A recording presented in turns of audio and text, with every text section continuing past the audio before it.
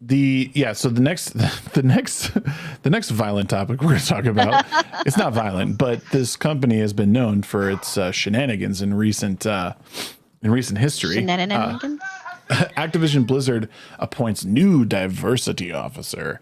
In addition to diversifying the company's workforce, Kristen Hines will also ensure the company's games include diverse perspectives too, because we've never had a diverse perspective in games ever. Yeah, we've only had one perspective in video games. The male gaze. It's all just a bunch of white supremacy that you could play for hours on end. This is like, the chief diversity officer. They're reacting to the backlash. This is their reaction. They think that this will mitigate all the problems, I guess.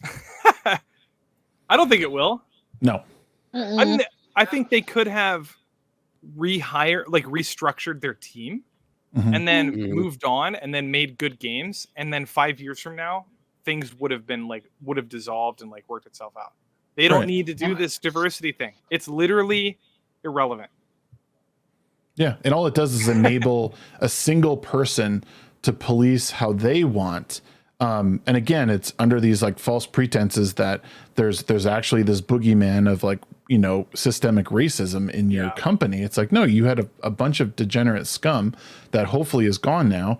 And this one person is now going to police how they see fit, and it will likely be to the detriment of really good people, or those really good people are just going to leave because they don't want to deal with the endless diversity trainings that are likely coming down the pipe multiple times a year. I mean, I don't even work anywhere near a video game developer. I work for the government, and it's every 3 months we have to do. It sucks and it's stupid and it's patronizing, and that's what? You have to do this? You have to do diversity training?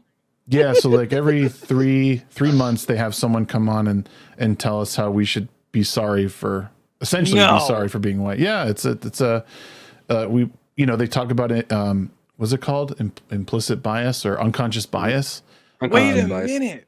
They shut down the chats because people were freaking out. They were like, "This is bullshit." Yeah, there would just be there'd be a panel of 3 or 4 people of color that would get on, and they talk about how we need to, be conscious of this stuff, and we need to understand how it affects the people around us. We even recently had something for all the Middle Eastern refugees that would be coming over when they evacuated everyone. We had to go through a sensitivity training for Afghan culture, and how we have to be sensitive to that because we might be housing these people. It's bizarre. They're so distrusting of people. They're so distrusting of their employees that they feel they need to do this stuff. We don't believe that you guys are good people. So I'm holding my tongue because if I was on another stream, I would be way more controversial with what I'm saying. But that sucks. So are you telling me that they have employees that are getting paid hundreds of thousands of dollars to come in and do this and then just leave? I imagine. I don't recognize any of these people. Most of them are from the corporate office or something like that. And they may be outside hires. I think at least one of them was. They're they talk to people from around the world. It hasn't been Ibram X Kendi yet, but I feel like he's but he paved the way. So he paved him and I can't remember her name. The angry white lady. No, the other the other white woman with the curly black hair. I can't remember her name. The one who was pretending to be black. I'm also a little bit. I've been drinking. White fragility. She wrote white fragility. Yeah. Oh, okay. But these people paved the way for other people like them to come and do this stuff and make a ton of money doing it. It's literally almost a 6-figure job. You come in and educate white people on how to be anti-racist. Yep. Yeah. What the hell is that lady's name? Now it's going to bother me. I'll Google it quick. I'm always happy forgetting these things. So. Robin DiAngelo. DiAngelo. Yeah, that piece of crap. And she just wrote another book, which I'm sure is a New York Times bestseller.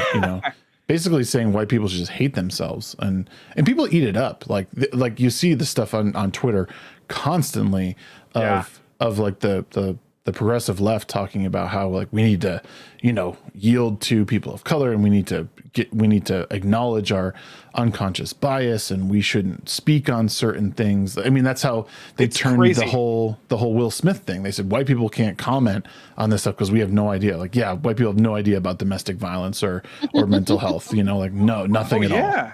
And they don't debate.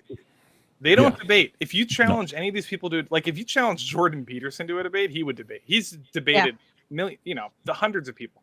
Yeah. But they do not sit down and have a conversation about whether or not their ideas are, plausible. Like they just don't. Ibram X. Kendi was challenged to like dozens of debates. He's turned all of them down.